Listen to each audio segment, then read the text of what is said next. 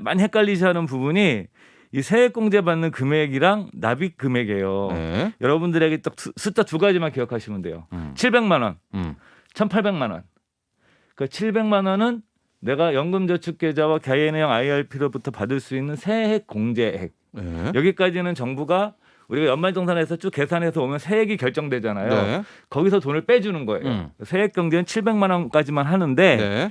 내가 납부할 수 있는 금액은 1,800만 원까지 넣을 수 있어요. 네. 그러니까 내가 1,800만 원까지 넣게 되면 700만 원은 세액공제 받지만 네. 1,100만 원은 세액공제를 받지 못한다. 못한다. 예. 이거를 딱 아셔야 돼요. 차이를. 그러나 그럼에도 불구하고 그것도 해야 되는 이유가 이제 해외 투자에서 그쵸. 나오는 예. 또 절세. 103.5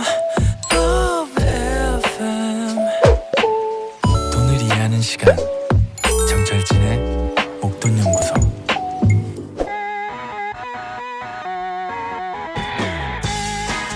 투자를 할 때도요. 이런저런 다양한 지식이 많은 도움이 됩니다. 알아두면 언젠가는 쓸데 있는 투자 잡학사전 알쓸투잡 미래에셋 이상원 전무와 함께합니다. 네, 이상원 전무 스튜디오에 나와 계십니다. 안녕하십니까? 예, 반갑습니다. 네, 한 해가 가고 있습니다. 예. 정리는 다 됐나요?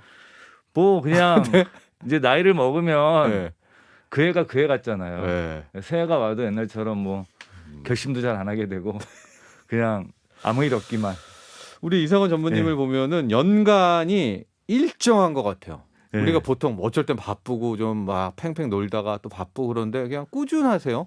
예, 저는 좀 비슷해요. 별 일상의 변화가 많지 않아요. 네. 그러니까 연말이하고 더 바쁘고 이런 것도 없네요. 특히 요즘은 또 그 우리가 코로나19 바이러스 때문에 송년회 자리가 엄청 줄었잖아요. 네. 그러니까 없죠 거의. 예, 지금 거의 또 없죠. 안타깝게도 그리고 자영업자분들한테는. 다 취소가 되고 그래서 만나도 그냥 한두 명 따로따로 조용히 만나고 이런 분위기니까 네. 예전보다는 좀 덜 바쁜 것 같아요. 그렇습니다. 진짜 한 해가 가고 있는 이런 마음 속에 이상건 전무는 늘 동일한 하루하루를 살아가고 있다. 오늘은 어떤 주제인가요? 그러니까 보통 우리가 직장인 분들이 1월 달에 연말정산하잖아요.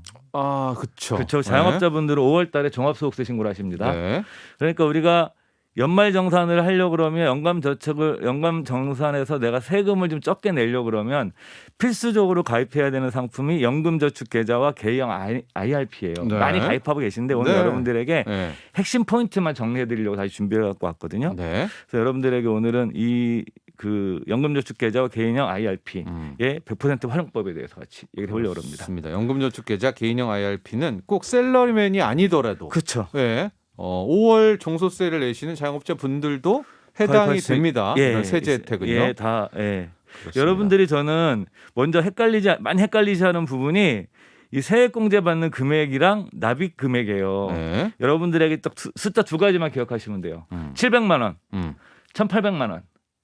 그 700만 원은 내가 연금저축계좌와 개인형 IRP로부터 받을 수 있는 세액공제액. 네. 여기까지는 정부가 우리가 연말정산에서 쭉 계산해서 오면 세액이 결정되잖아요. 네. 거기서 돈을 빼주는 거예요. 세액경제는 700만 원까지만 하는데 네.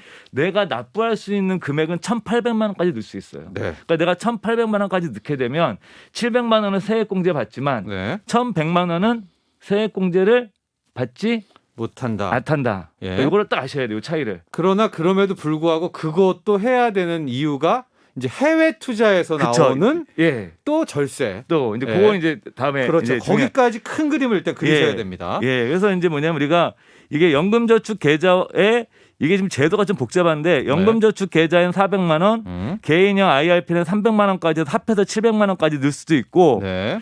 개인형 IRP에 그냥 700만 원 모두 넣을 수도 있어요. 아, 그래요? 700만 원 한도라는 게 네. 연금저축 계좌 플러스 개인형 IRP 합해서 700 혹은 개인형 IRP에 700 이렇게 넣을 수 있어요. 그럼 헷갈리니까 나는 개인형 IRP만 할 거야. 혹은 연금저축계좌 해오던 게 있으니까 이것만 할 거야. 네. 하나를 해서 거기에 700만 원을 때려 넣는 건 어때요? 심플하고 좋죠. 편해 네. 보이지만 제가 추천해드리는 방법은 연금저축 계좌에 400만 원, 개인형 IRP에 300만 원 넣는 게 더 좋다고 왜요? 말씀드려요. 왜요? 왜냐하면 네. 연금저축 계좌는 담보대출이 돼요. 아, 하긴 우리가 요즘에 급전이 예. 필요하니까. 근데 개인형 IRP는 담보대출 받을 수 있는 요건이 굉장히 까다로워요. 예를 들어서 이민을 가야 되거나 네. 아니면 집안에 아프신 분이 계시거나 네. 이런 식으로 이 규정이 엄청 강화됐어요.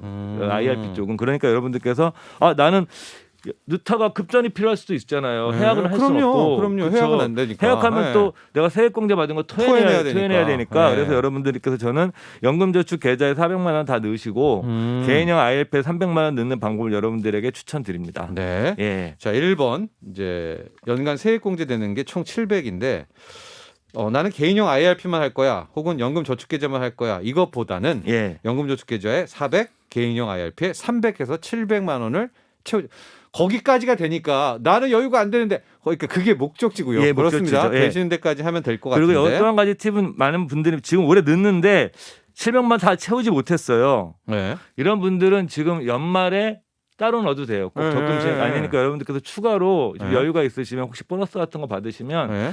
연말에 다 채워 넣으시는 것도 방법이에요. 네. 예. 그리고 여기에서 이제 약간 이런 오해는 안 하시겠지만 700만 원까지 세액공제라고 하니까 700을 빼줘? 그런 건 아니고요. 예, 그렇죠. 세액공제율이 있죠. 율이 있죠. 네. 그러니까 총 급여가 5,500만 원 이하이신 분, 뭐 사업하시는 분들 종합소득 금액 4천만 원 이하인 4천만 경우에는 원. 16.5%를 적용을 해요. 네. 그러니까 그래서 700에다가 다 넣었다면 예, 16.5%를 곱하면 115만 5천 원을 돌려받아요. 네, 자기 세금이 어쨌든 115만 원 이상이라면 예. 115만 원을 고스란히 돌려받습니다. 그러니까 사실 굉장히 많이 돌리는 거고 사실 이걸 수익률로 얘기하면 16.5%짜리 상품이 하나가 내가 또 가입한 거와 똑같은 효과가 있는 거예요. 맞아요. 내가 16.5% 올릴 수가 없어요. 네.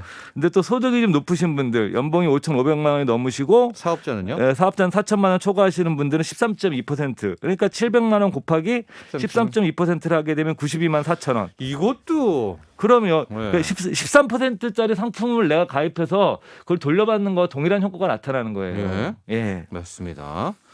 자, 여러분들 연금저축계좌 개인형 IRP 700까지는 이런 세액공제 혜택이 있다라는 것이고요. 예. 최대 불입할 수 있는 납입은 1,800. 아. 그래서 700, 1,800을 다 외워두세요. 네. 그래서 700까지 일단 채우시고 그다음에 700이 더 여유가 있으신 분들은 더 늘리셔도 돼요. 네. 예, 1,800까지. 그럼 이제 그다음 이용법입니다. 연금저축계좌 개인형 IRP 이제 여기에다가 예. 돈 넣고 이걸 계좌 여기서부터 이제 뭔가 사지는 거죠. 그렇죠. 사야 되는. 네. 우리가 이제 연금 상품에 투자할 때 가장 고민해야 되는 게 많은 분들이 안정성이에요. 그렇게 생각하시거든요. 네. 안전해야 돼.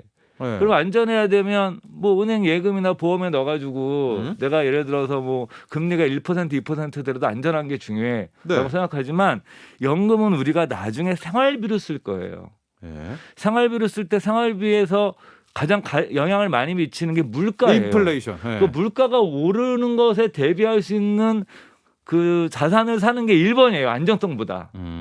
어차피 내가 만약에 안전하다고 넣었는데 물가가 더 올라버리면 내가 합하기 같은 어차피 떨어져서 손해를 입는 거와 똑같아요. 네. 그래서 이제 뭐 존 메이나드 케인즈경 같은 그 학자들이 이런 표현도 썼거든요. 인플레이션은 보이지 않는 세금이다. 네. 내가 안전하다고 생각하지만 결국은 내가 물가를 못 따라가기 때문에 그런 상품을 이용하게 되면 내가 보이지 않는 세금을 내는 거와 똑같아요. 하고 우리 이게 장기 투자니까 그쵸. 조금 리스크를 져도 된다. 져야 되는 거죠. 그래서 할 수 있는 옵션은 3가지가 있습니다. 지금은 네. 그러니까 펀드, 뭐 펀드 많이 하시죠. 이렇게 뭐 소위 말하는 연금저축해서 펀드를 가입하시는 거예요. 그다음에 요즘 인기 있는 ETF, 네.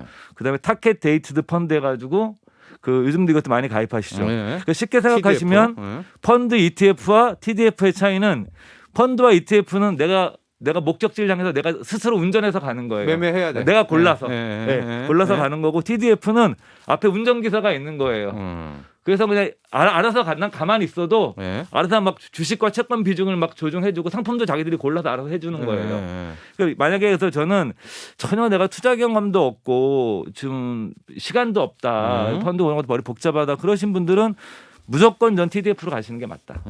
그리고 실제 TDF 수익률이 나쁘지가 않아요. 운용사별로도 근데 차이는 있죠. 차이는 있지만 네. 그래도 구조 자체가 거의 비슷하기 때문에 저는 여러분들께서 좀 어느 정도 규모가 되고 또는 수익률이 괜찮은 것이 다 언론에 공개되어 있어요. 네. 검색을 해보시면. 네. 그래서 저는 그래서 여러분들께서 이런 경험자가 없으신데 목적지를 노후 생활하는 목적지를 내가 운전기사를 두고 가시려는 분들은 저는 TDF를 선택하시는 것이 굉장히 안전한 전략이고 저도 경험이 없으신 분들한테 가급적이면 TDF를 많이 권해드려요.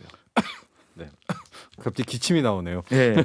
그리고 TDF 자체가 이게 이게 뭐 하나의 상품인 것처럼 보이지만 이 안에 여러 개의 펀드가 들어가 있어서 이게 분산 투자 효과가 있어서 변동성이 생각보다 굉장히 낮아요. 네. 예. 그렇습니다. 여러분 그 개인형 IRP와 연금저축 계좌를 통해서는 오히려 이상근 전문은 투자 쪽으로 한번 예. 중장기적이니까 가봐서 오히려 시간이 이제 리스크를 좀 해지해주면서 깨지는 그런 효과도 그리고 최근에 있습니다. 많은 분들이 이 투자 쪽으로 다 굉장히 많이 넘어오고 있어요. 올해 뭐 느껴지세요? 그럼요. 네. 올해 뭐 제 생각에는 수조 원의 돈이 넘어왔습니다. 투자 쪽으로. 그렇습니다. 예. 그리고 이제 또 하나 앞서 우리가 잠깐 언급을 했었는데 이제 세액공제 효과가 있다는 거는 혜택이 있다는 거는 예. 들었는데 해외 쪽으로 우리가 투자를 할 때요. 예. 해외는 이제 해외 ETF도 있고요. 그렇죠, 해외 펀드도 있겠는데 예. 여기에서 또 하나의 좀 혜택 이런 게 그쵸. 있다면서요? 우리가 이제 분산 투자를 해야 되잖아요. 우리나라에도 한 50% 투자하고 해외 한 50% 투자를 해야 돼요. 네. 교과서적인 건데 네. 해외 펀드와 해외 ETF 투자하실 때는 연금저축 계좌에 투자하는 게 절대적으로 유리해요. 세금 네. 측면에서. 네. 왜 그러냐면 해외 펀드는 15.4%의 배당 소득세가 있어요. 그리고 근데 ETF는 만약에 우리 S&P 500 미국의 대표기업 500개 투자한 ETF가 있는데 이게 두 종류가 있어요. 네. 하나는 이거 중요한 게 원산지예요. 원산지. 네. 이게 원산지가 미국이냐 네. 이게 한국이냐. 네. 그러니까 원산지가 미국인 거는 연금저축계좌에서 살 수가 없어요. 아 그래요? 예. 근데 S&P 500의 인덱스를 갖다가 우리나라에서 만든 거는 있죠. 있죠. 이거는 연금저축계좌 살 수 있어요. 네. 근데 내가 이거 연금저축계좌에서 만약에 사지 않고 그 원산지가 미국 걸 사게 되면 내가 22%의 양도소득세를 내야 돼요. 네. 근데 우리 그 원산지가 국산인 S&P 500을 사시면 이건 15.4%또 배당세를 내죠. 예. 네. 근데 이거 연금저축 계좌에 넣으면은 중간에 팔아서 이익이 나도 세금을 내지 않고 과세 이연이 돼요. 배당 소득세 15.4를 안 내요? 안 내요. 그 네. 계좌 안에 있으면 연금저축 계좌 안에 있으면 IRP 계좌나 네. 안 내고 나중에 언제 세금을 내느냐? 예. 55세 이후에 연금으로 받을 때 탔을 때 이연 그때까지 계속 이연되는 이연되니까 3.3에서 5.5% 정도의 네. 연금 소득세만 내면 돼요. 여러분 이거 과세 이연이 뭐 다 똑같잖아. 나중에 받는 거 아니야. 그게 왜 다르냐면요. 세금을 안 뗀 채로 10년, 20년을 해두다 보니까 복리효과 할 복리효과가 때는 발생을 하게 되는 거예요. 이 세금 이연해 주는 게 진짜 크죠. 효과가. 그래서 지금 네. 최근에 미국에서는 연금 100만 장자가 많이 나왔다고 그러거든요. 주가가 많이 올라서. 네. 그러니까 이 사람들이 갖고 있는 게 우리나라 이런 제도들에 사람들이 열심히 는 사람들이 주가가 많이 올라서 네. 미국은 연금 100만 장자가 많이 등장을 했다는 거예요. 최근에. 근데 앞으로 우리나라 사회도 과거에는 연금저축 계좌 상품에 투자할 수 있는 대상이 많지가 않았는데 네. 지금은 미국도 투자할 수 있고 ETF도 투자할 수 있고 펀드도 있고 그래서 여러분들께서 저는 앞으로 한 10년, 20년 지나게 되면 연금저축 계좌에서 5억, 10억씩 만드는 분들이 많이 나올 것 같아요. 한국 사회도 이제. 그렇습니다. 다시 한번 이 개인형 IRP 연금 저축 계좌로 투자할 수 있는 해외 상품들을 보면은요. 속스L 이거는 원산지가 미국이잖아요. 예. 그런 거는 안 되는 거죠. 예. 그런 건 안 되지만 직접 사셔야 되는 거예요. 네. 그냥.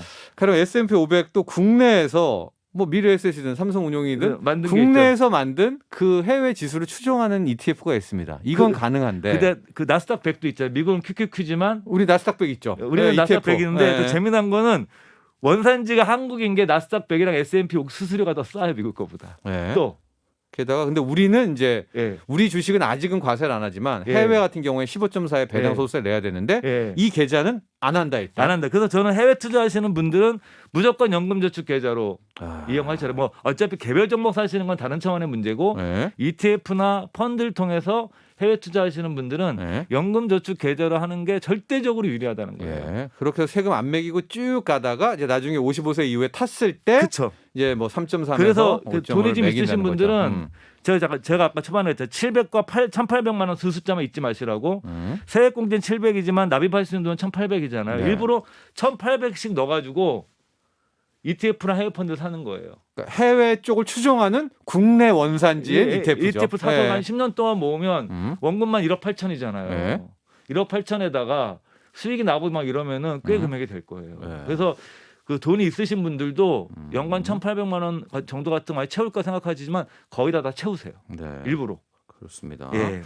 세금 부분은 정말 안 낼 수 이렇게 혜택 많은 게 금융상품의 1번입니다. 1번. 예, 1번이죠. 예. 예, 수익률을 압도하는 게 세율이에요. 그렇죠. 예. 이게 왜냐하면 700만 원까지는 16.5%, 13.2%를 사실 돌려주니까 네. 시작할 게임부터가 내가 맞죠. 16.5% 따고 시작하는 거예요. 그렇죠. 예, 그걸 채워주니까 계속. 예. 따고 시작하는 겁니다, 이거를.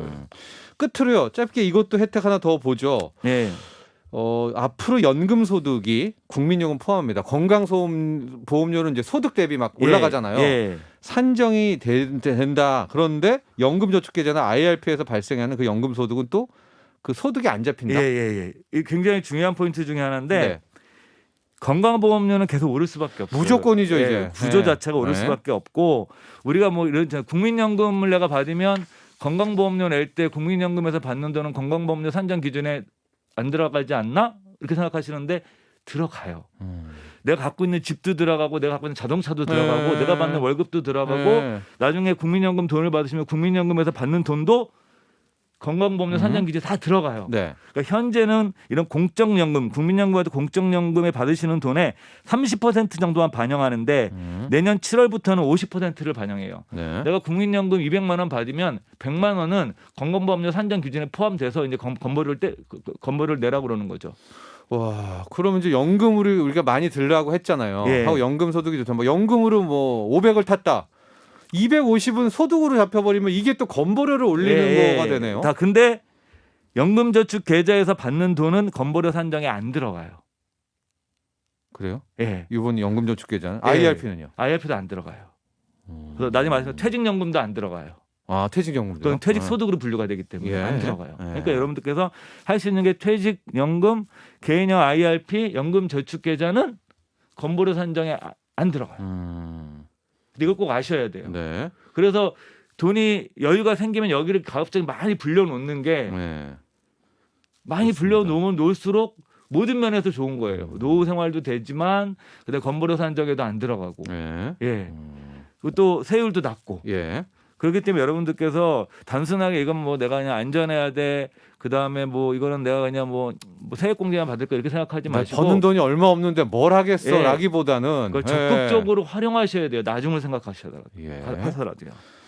알겠습니다. 여러분 오늘 또 연말 맞아요. 또 예. 크리스마스를 앞두고 연금저축계좌 그리고 또 개인형 IRP를 어떻게 예. 활용할지에 대해서 저희가 핵심만 지금 뽑아가지고 여러분한테 설명을 해드렸으니까요.